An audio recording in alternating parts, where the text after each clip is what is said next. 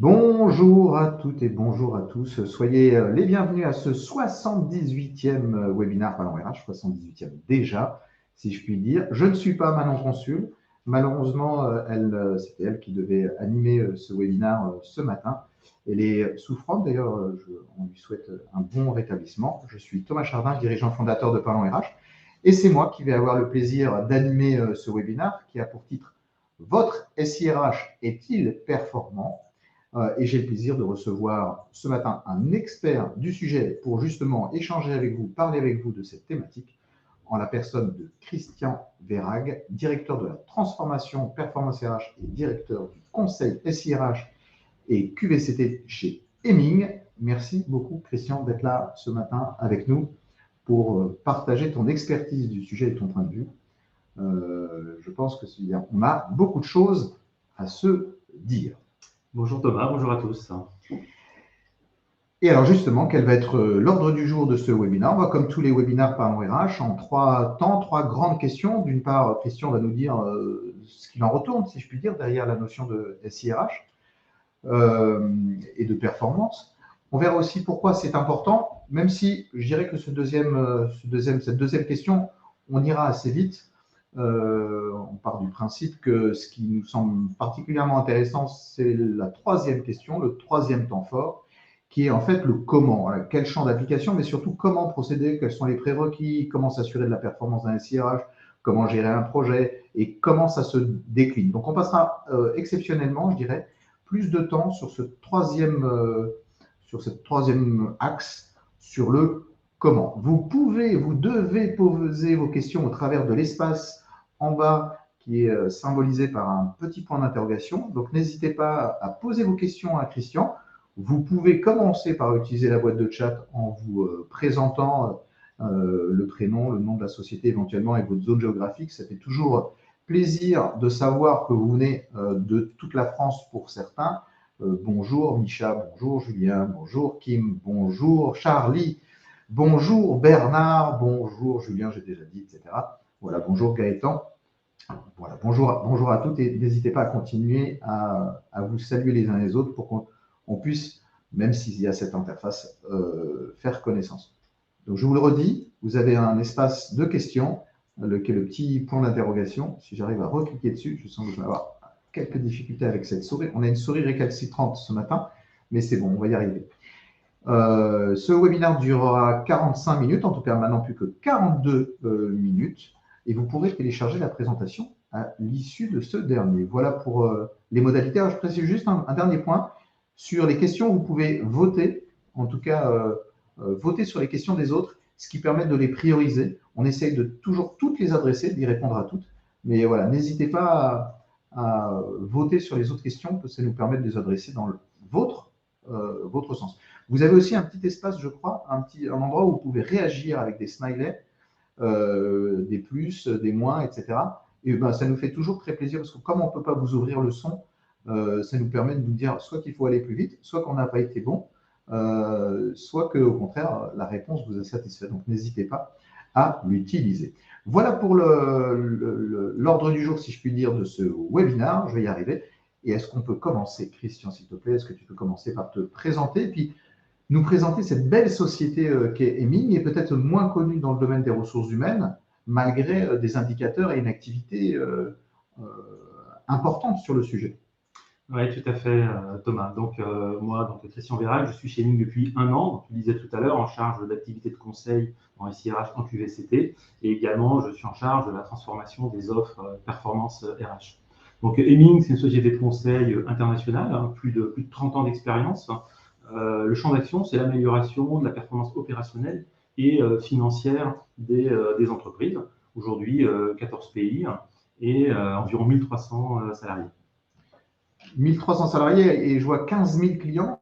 Sur la partie RH, vous êtes combien? Il y a combien de clients, combien de collaborateurs en gros? Parce qu'on s'appelle Parlons RH, en fait, on est un peu sectaire d'une certaine manière. On s'intéresse presque qu'au RH, mais presque que. Donc je note qu'on parle RH. Exactement. Très bien. Et SIRH. Et SIRH. Donc sur nos 15 000 clients, on en a un peu plus de 8 000 qui sont concernés par nos activités RH. Et les collaborateurs, notamment de la business line RH que je représente aujourd'hui, sont environ 250 salariés chez Hemming.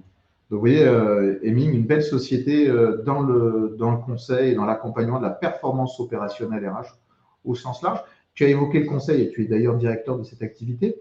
Qu'est-ce qui vous différencie des autres acteurs du conseil, plus ou moins spécialisés en RH? Alors aujourd'hui, première chose, on n'est pas un pure player. On a une boîte de conseil globale dans laquelle on traite notamment du conseil SIRH, une équipe plutôt resserrée. On a une trentaine de consultants sur SIRH et QVCT. Ce qui nous différencie, c'est, j'ai envie de dire, une vraie activité de conseil. C'est-à-dire qu'on fait pas de mise à disposition de personnel, on est vraiment sur du conseil, on a des équipes très seniors qui nous permettent de, très humblement, nous positionner sur des offres plutôt premium. Tu viens de dire pas de mise à disposition de personnel, c'est-à-dire que pourquoi les autres font de la mise à disposition de personnel?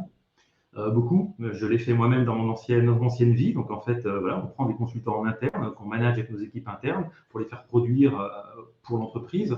Moi, côté MIM, on est vraiment plutôt sur du conseil. Donc, on est vraiment sur des engagements forfaitaires pour intervenir sur des thématiques bien particulières sur des projets.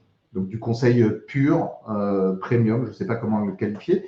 Je reviens juste sur les clients. Tu as dit 8000 clients en RH, c'est ça? 8000. Il y a une typologie de clients, secteur public, secteur privé, je ne sais pas, sectoriel, par taille. Est-ce que vous êtes concentré sur un marché? Alors aujourd'hui, on a un portefeuille très large avec évidemment des grands comptes et beaucoup d'ETI. Et notamment dans notre direction commerciale, on a segmenté une activité qu'on appelle CAM, donc plutôt les grands comptes, mais on a des positionnements régionaux. CAM, ça veut dire Key Account Manager. Ah, okay, sorry. Et sur la partie vraiment très implantée en région, avec des positionnements d'un certain nombre d'agences, ça pourrait être au plus près de tous nos clients, et notamment PME, ETI en province. Ah, d'accord. En France, vous êtes ancré sur le territoire français via ces aspects régionaux. Enfin, avec des agences, on a un certain nombre d'agences en France. Ouais. Ok, bah c'est parfait. Bah voilà, on a affaire à un expert du sujet. Et justement, tu vas nous parler SIRH. Si je retrouve ma petite. Décidément, voilà. Elle est là, je vais essayer de pas trop la bouger. De quoi vas-tu nous parler? De quoi va-t-on, ce sur quoi on va échanger ce matin quand on parle de votre SIRH? Est-il performant? Point d'interrogation. Alors, qu'est-ce qu'un SIRH? Pourquoi on parle de SIRH? Donc là, je ne vous ferai pas l'affront de vous lire les chiffres qu'on a mis sur le support. Aujourd'hui, les chiffres montrent qu'il y a un vrai engouement globalement des entreprises à faire évoluer ou à construire des SIRH. C'est quoi un SIRH? Les premières définitions, les SIRH sont des outils qui permettent de stocker, de traiter des données relatives aux collaborateurs. Donc il faut avec une approche initiale qui était très axée sur la gestion administrative. Le plus vieux système SIRH, c'était la paye. Les premiers outils sur lesquels on a informatisé. Aujourd'hui, le SIRH est un dispositif beaucoup plus transverse, très complet, au service de la performance des entreprises. On parlera de pré-boarding, off-boarding. Je crois que c'était un sujet d'un webinaire récent. En passant par le recrutement, la paye, la formation. Donc, toutes les briques du SIRH sont concernées. Et on parle d'ailleurs aujourd'hui beaucoup de digitalisation quand on parle de SIRH. Globalement, les objectifs qui vont être recherchés par les entreprises, c'est ce qu'on a mis à retenir, c'est l'amélioration de l'image dès qu'on va être sur le SIRH vu de l'extérieur, l'attractivité et la croissance de la productivité, aussi bien des salariés qui utilisent l'outil que des équipes RH. Et par extension, est-ce qu'on peut, je ne sais pas s'il y a une réponse à cela, est-ce que donc on voit le SIRH se globalise, se transversalise, se complète dans ce que tu viens d'évoquer, une dynamique d'élargissement du périmètre fonctionnel traité. On voit les grandes tendances au travers des chiffres qui lui aussi se développent et les bénéfices qui sont sur la gauche du slide. Est-ce que par extension, on pourrait dire ce que n'est pas un SIRH, mais je n'ai pas la réponse à cette question. C'est-à-dire, on va parler de ce dont tu viens évoquer. Est-ce qu'il y a des choses dont on ne parlera pas?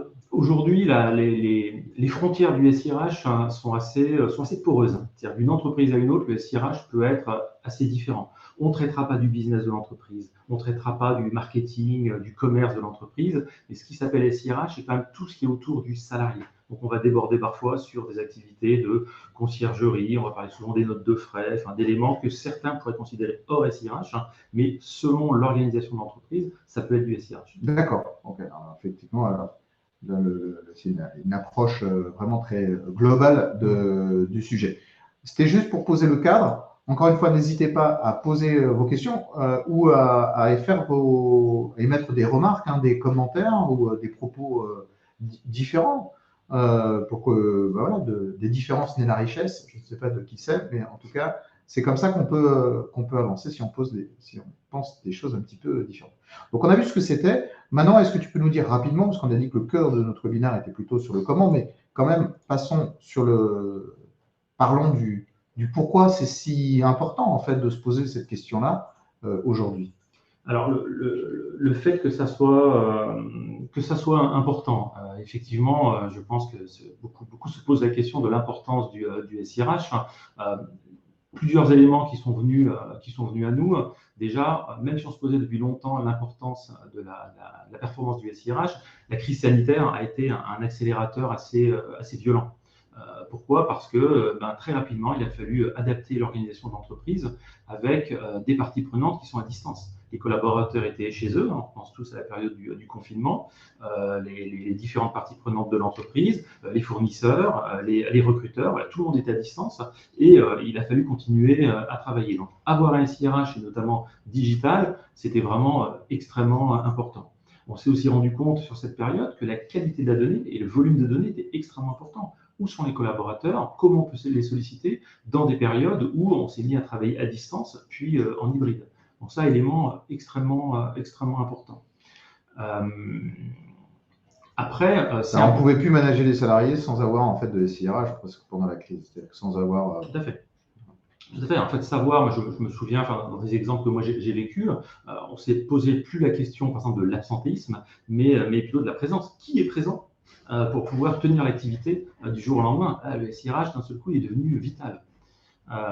Sur la partie composants SIRH, donc on s'est posé la question, y a-t-il des modules SIRH qui sont incontournables? Alors évidemment la paye, j'en parlais en introduction, évidemment on paye ses salariés, c'est le composant historique, mais pas que. Aujourd'hui, je le disais, le monde du SIRH s'est beaucoup étendu. La quasi-totalité des process et des besoins de l'entreprise peuvent être intégrés dans des modules SIRH. Et l'entreprise, par rapport à sa stratégie, sera en capacité de définir ses priorités et de déployer les modules qui répondent au développement de sa stratégie. Le SIRH doit être... Ça peut être quoi les autres, on le verra sans doute par la suite, mais comme ça, un peu sous forme de teaser, ça peut être quoi les autres composants? Est-ce qu'il y a un peu une priorité des périmètres fonctionnels de ce que toi tu vois sur le terrain?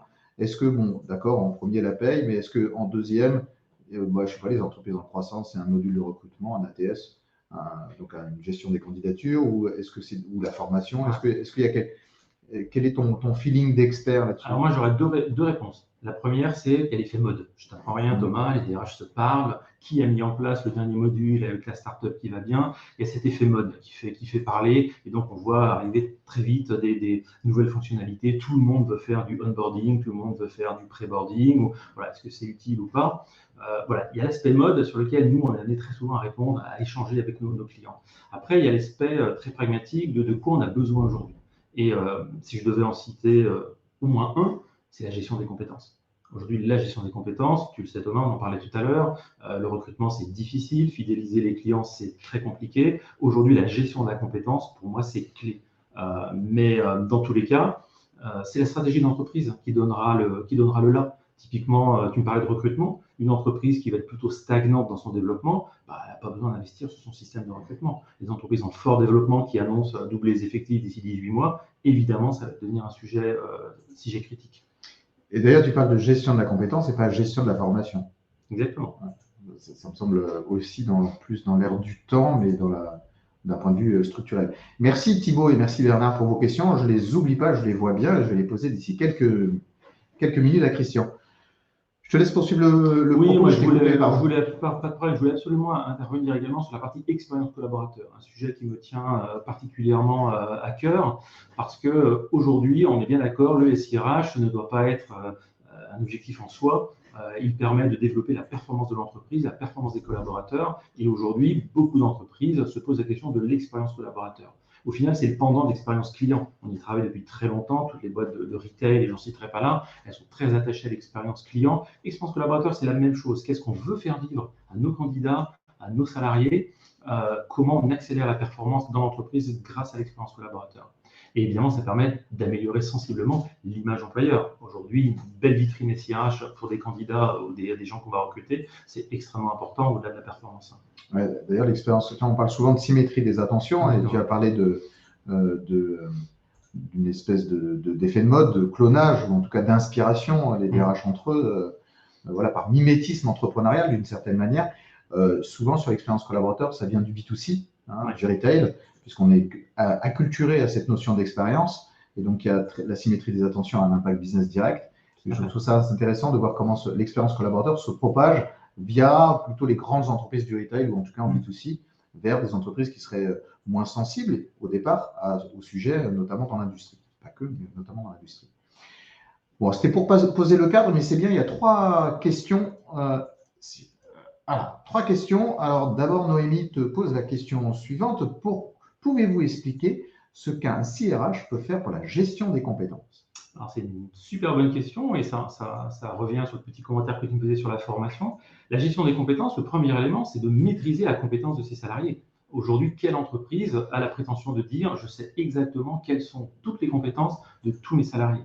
Donc, le SIRH, qu'est-ce qu'il va apporter? Aujourd'hui, on peut mettre en place des outils magnifiques qui permettent de collecter les compétences des salariés. On peut après les évaluer avec des quiz. Elles peuvent être validées par des pairs, par des collègues. Donc, on va déjà maîtriser la partie compétences. Et après, plus classiquement, dans le SIRH plus historique, cette gestion des compétences va être utilisée dans les évaluations, qu'elles soient, je dirais historiquement, des évaluations annuelles ou des évaluations en mode conversation continue ou feedback. Et donc, on va les utiliser. Et puis, bien sûr, on va s'en servir derrière pour alimenter éventuellement notre plateforme de formation, notre LMS, pour fournir des formations attendues pour le développement de compétences particulières de salariés, et derrière également proposer des parcours de mobilité grâce à cette bonne connaissance des compétences. J'ai noté que pour répondre à la question, pour te paraphraser, la question de Néhémie, ce que permet un SIRH, c'est d'abord de définir ce que c'est qu'une compétence, parce qu'en fait, il y a un rôle très structurant aussi dans les SIRH, qui est de dire, avant de mesurer quelque chose, il faut d'abord définir la chose en question. Cet exercice-là n'est pas si simple, mais les experts, les éditeurs sur le sujet le proposent. Tu as évoqué le fait d'identifier une compétence, de la collecter, de l'évaluer, de la reconnaître, pour ne pas dire évaluer, mais voilà, pour la reconnaître lors des entretiens, permet bien sûr de former et donc de gérer aussi les parcours et les mobilités. Rien que sur le sujet de la compétence, on voit déjà tout le champ d'action que permet le SIRH. J'espère que cette réponse vous convient, Noémie. N'hésitez pas à rebondir aussi sur les réponses qui vous sont formulées. Thibaut te pose la question suivante. Il paraît un peu utopique d'avoir un SIRH unique qui traiterait tous les sujets attendus.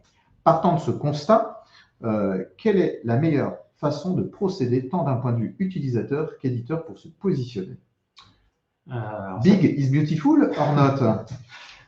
Thibaut, c'est Tu as 1 heure. Enfin, non, même pas. Sur une page blanche, c'est ça. Donc, non, Thibaut, c'est une super bonne question. Parce qu'effectivement, on est d'accord, c'est totalement utopique. Aujourd'hui, la richesse des différents process, la priorité que pourra donner l'entreprise à tel ou tel sujet, amène l'entreprise à se poser la question sur son SIRH. Le SIRH unique, il n'existe pas. Donc, il va falloir le construire. Après, on va être face à des solutions qui vont être plus ou moins consolidées, imbriquées par rapport à ce que peuvent proposer des éditeurs.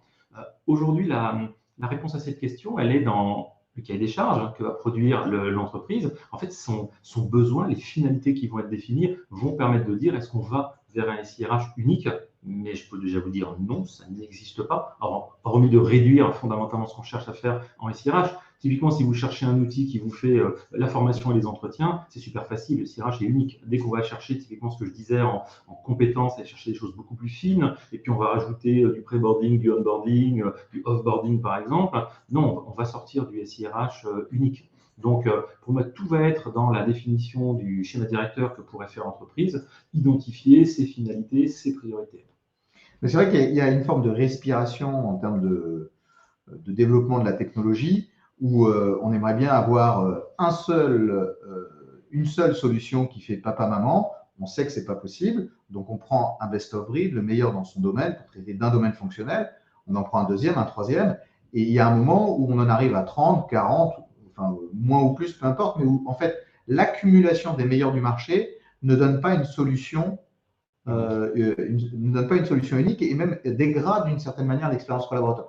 Je trouve que les organisations, elles respirent comme ça. Je n'ai qu'une seule solution, c'est pas suffisant, pas assez performant.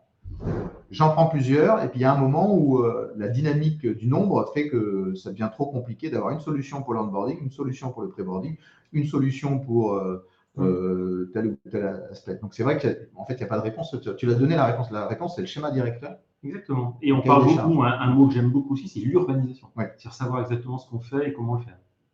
Ça, c'est l'urbanisation, effectivement, c'est la clé de réponse. Une des clés de réponse. En tout cas, très intéressant. Bernard te pose la question suivante. Le flex office est-il du SIRH?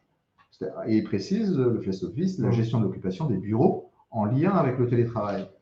Alors Léonard, moi je peux faire une réponse de Normand, oui et non. En fait, ça rejoint mon point de tout à l'heure. Dans moi, l'entreprise dans laquelle j'étais avant d'être chez Heming, le flex office était du SIRH. Pour moi, ça a plutôt du sens, mais chaque entreprise va le décider. C'est soit lié à son organisation, mais oui, parce que le flex office va partir de la gestion des temps, du positionnement. Donc pour moi, est-ce que c'est du SIRH ou pas? C'est votre entreprise qui y répond par rapport à son organisation.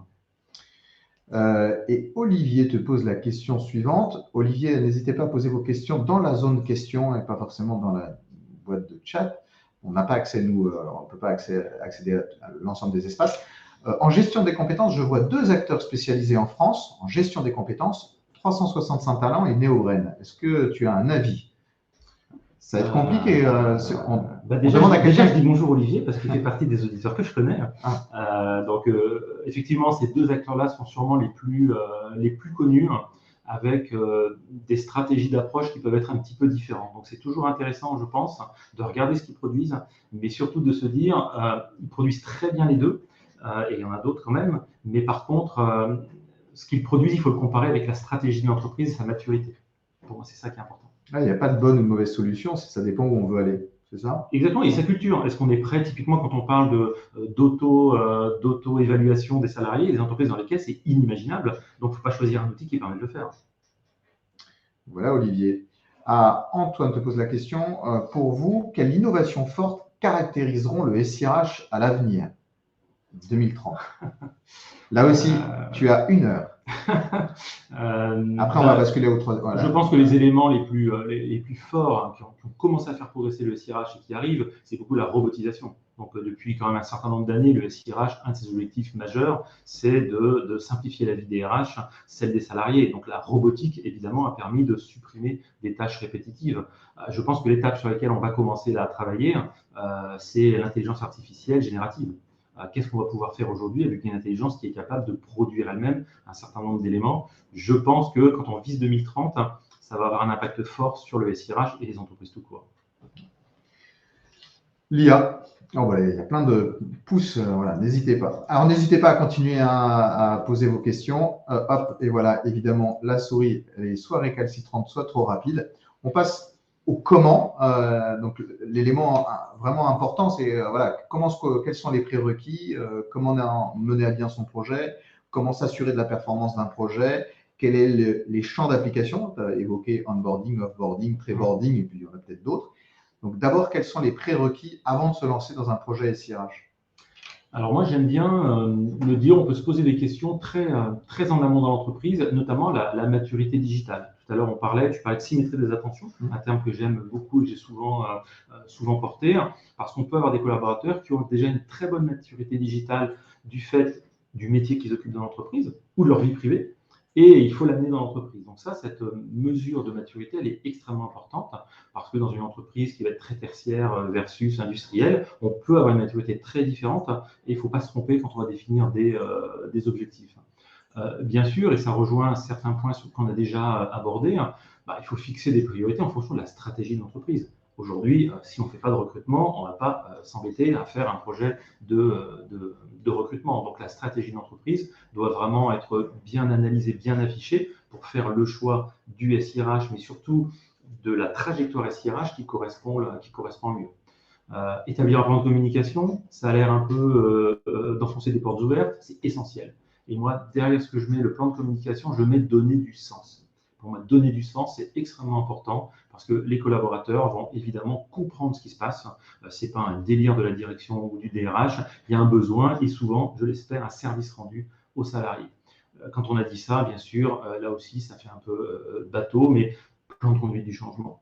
Tout changement de SIRH souvent impacte l'intégralité des salariés. Il ne faut pas ignorer la problématique de compréhension des salariés. Pour moi, le pire échec d'un projet, c'est l'outil que les collaborateurs n'utilisent pas. Beaucoup de bon sens et de sens en fait, mais je pense que si tu rappelles ces quatre axes, c'est parce qu'ils font souvent défaut en fait. On oublie de dire quelle est la destination vraiment que l'on veut. Un véhicule, ça sert uniquement à aller à une destination selon certaines modalités, mais donc si on ne précise pas bien le schéma directeur, la stratégie et le fait de pouvoir communiquer effectivement, d'embarquer en fait d'une certaine manière les équipes, de faire preuve de pédagogie, d'acculturation, c'est le prérequis du succès avant de lancer son projet. Et alors justement, si on poursuit un petit peu le questionnement, comment mener à bien son projet SIRH?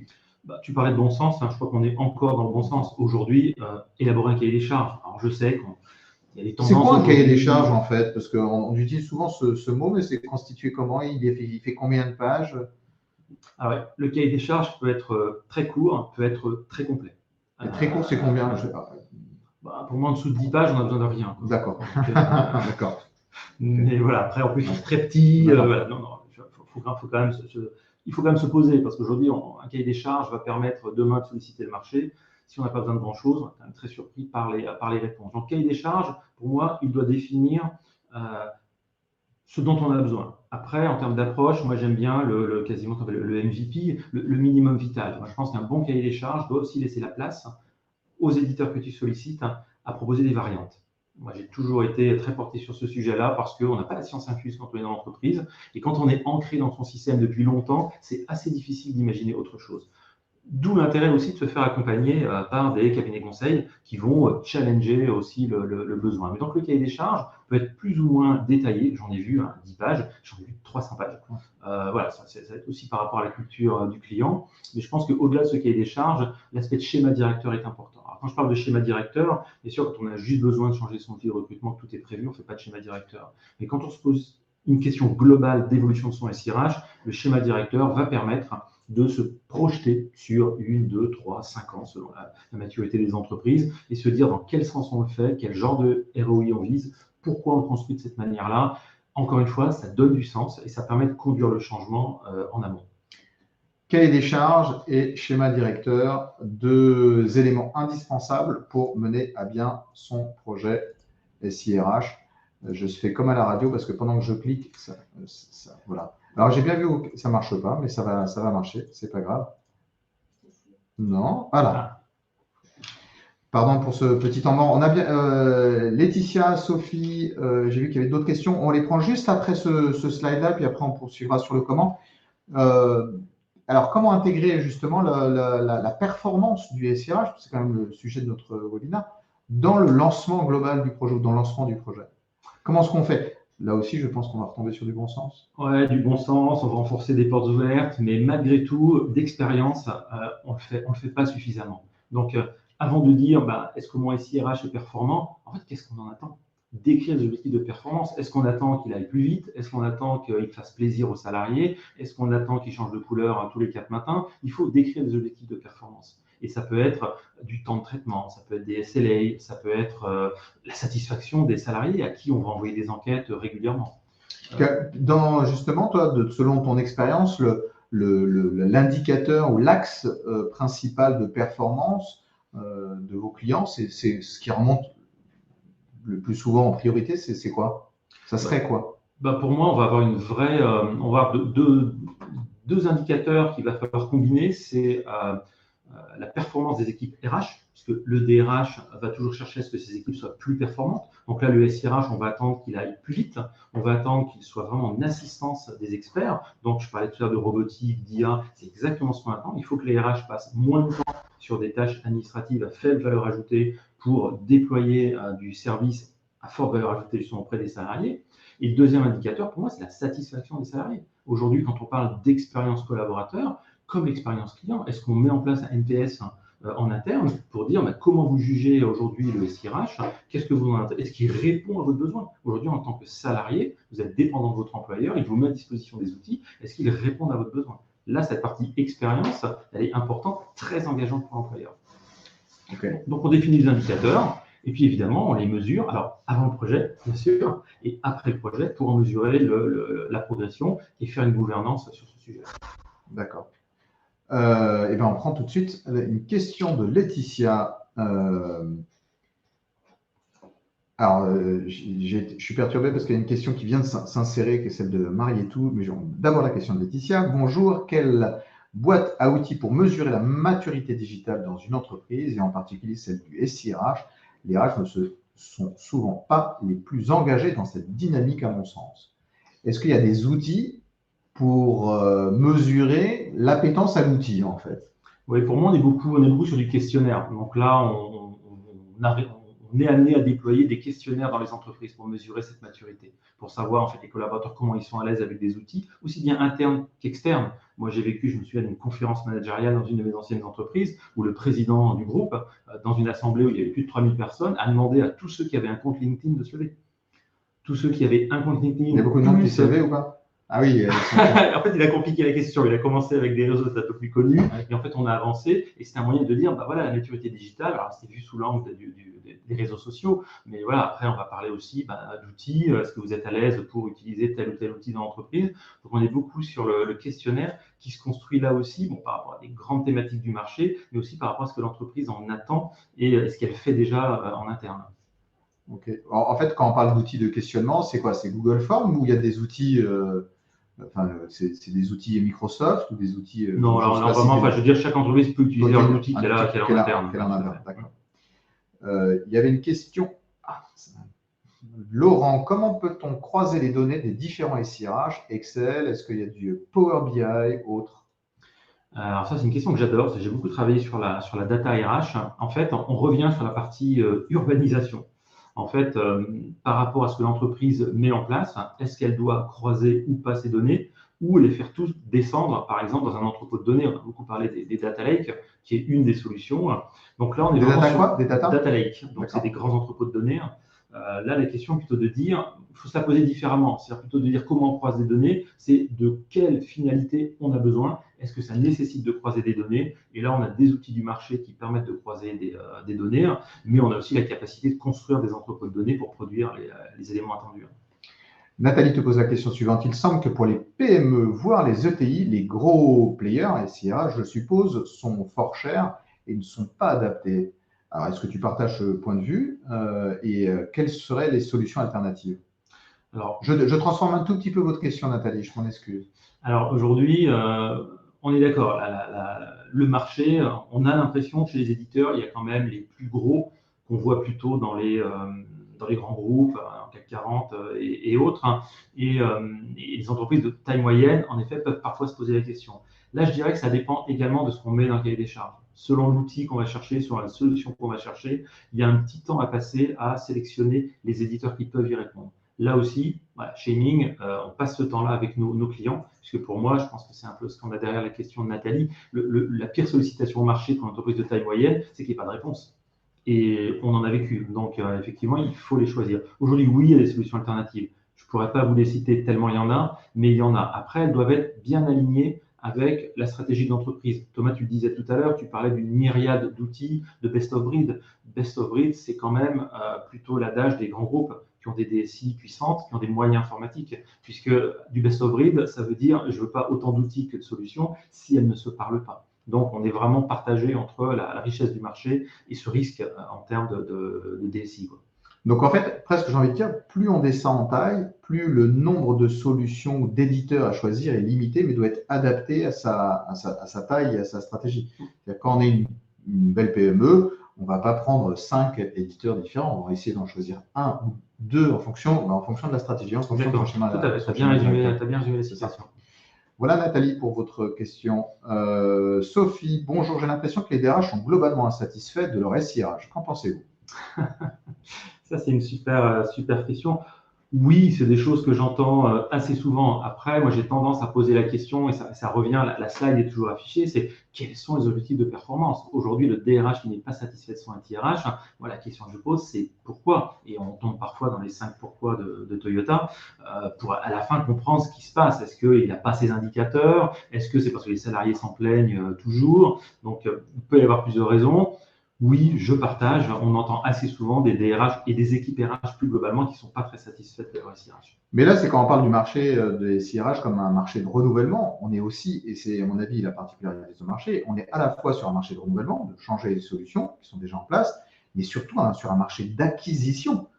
La maturité digitale de la profession, RH, elle est quand même très en deçà de l'usage B2C qu'on pourrait en faire. Est-ce qu'on a une solution, tu parlais d'onboarding, d'offboarding, mais de pré-boarding, mais est-ce qu'il y a des solutions d'offboarding, mais y compris pas de gestion des alumni, par exemple? Mais quand on regarde dans les faits le taux de pénétration des solutions digitales au sein de la fonction RH, la majorité des entreprises ne sont pas équipées. Alors après, on peut regarder dans le détail, hein, mais celles qui sont équipées sont insatisfaites, celles qui ne sont pas n'ont pas l'occasion d'être insatisfaites. Peut-être que c'est quelque chose comme ça. Alors n'hésitez pas, je dis tout ça d'un ton péremptoire, mais n'hésitez pas à me contredire ou à évoquer un propos bien différent. Si on poursuit sur le comment, parce que c'est particulièrement intéressant, comment est-ce qu'on fait pour s'assurer qu'on a choisi un bon outil? Parce que on évoque le fait de dire qu'il faut un schéma directeur, il faut choisir le bon outil, le bon éditeur, on regarde sa stratégie, mais ok, mais comment je fais? En fait, on va un peu résumer tout ce qu'on a dit là, depuis un moment. Donc, la partie cahier des charges va être extrêmement importante parce qu'on va vraiment identifier son besoin pour ne pas se tromper. Bien aller solliciter les acteurs du marché qui sont en capacité d'y répondre. Et là, ça rejoint la question d'un de nos auditeurs tout à l'heure, qui était de dire est-ce qu'il y a des solutions intégrées? Est-ce qu'il n'y en a pas? Donc, je reviens là-dessus. Beaucoup d'entreprises rêvent du modèle de best of breed, parce que ce best of breed, encore une fois, j'ai la capacité de choisir le meilleur outil pour chacun de mes process, le rêve. Après, tu disais tout à l'heure, Thomas, en termes d'expérience collaborateur, on va peut-être frôler l'hystérie des collaborateurs qui n'ont plus rien y comprendre. Et puis, l'investissement IT va être beaucoup plus important. Et là, on a quand même des solutions du marché aujourd'hui qui sont intégrées. Et puis, le marché du SIRH, pour ceux qui le connaissent, c'est pas la théorie de l'univers, mais quasiment. C'est-à-dire qu'on a des fortes périodes de créativité avec des startups, des nouvelles solutions. Et puis, d'un seul coup, ça se concentre un peu. Les plus gros finissent par investir, achètent, intègrent. Et voilà, quand on passe d'une période à une autre, on a parfois des best-of-breed qui viennent intégrer et on a de la nouvelle créativité qui arrive derrière. Ce ne serait pas l'année 2023? On est à quel stade? On est dans cette forme de concentration? Là, je pense qu'on approche d'une période de concentration. Voilà. Et alors, comment est-ce qu'on fait pour planter un bon projet? C'est quoi les bonnes clés pour bien se gratter? J'en ai plein. J'en ai plein. Non, si on devait en identifier très, très rapidement, la mauvaise définition du besoin. Je vous bassine avec le cahier des charges depuis tout à l'heure. Quand on n'a pas bien défini son besoin, on a des grandes chances d'être déçu par le résultat. Donc, la définition du besoin, extrêmement importante. Mais encore une fois, bonne définition du besoin ne veut pas dire cahier des charges de 300 pages où on ne laisse aucune place à la créativité. La mise en perspective du process et de l'outil, ça c'est quelque chose qui me tient à cœur depuis un certain nombre d'années, c'est que je m'entends souvent en discutant avec des DRH opposer le process et l'outil. Encore une fois, pour moi, pas de religion, le process ne l'emporte pas sur l'outil et l'outil sur le process. Moi je pense qu'il faut un peu des deux. Donc aujourd'hui, un outil doit s'adapter au process de l'entreprise, mais de temps en temps, si l'entreprise touche un peu son process, l'outil rend beaucoup plus de services et vice-versa. Donc pour moi, il faut vraiment avoir cette ouverture d'esprit au moment du projet. Et la conduite du changement, j'en ai parlé largement tout à l'heure, donner du sens et suivre toute la progression du projet, le déploiement de la solution pour, avec parfois un coup de tournevis, ramener les utilisateurs dans la satisfaction de la solution. Les 3 clés du succès. On pourrait dire cahier des charges parce que une bonne définition du besoin, c'est le cahier des charges. C'est ça. Cahier des charges, process et outils, l'un et l'autre, et puis la conduite du changement. En termes de champ d'application,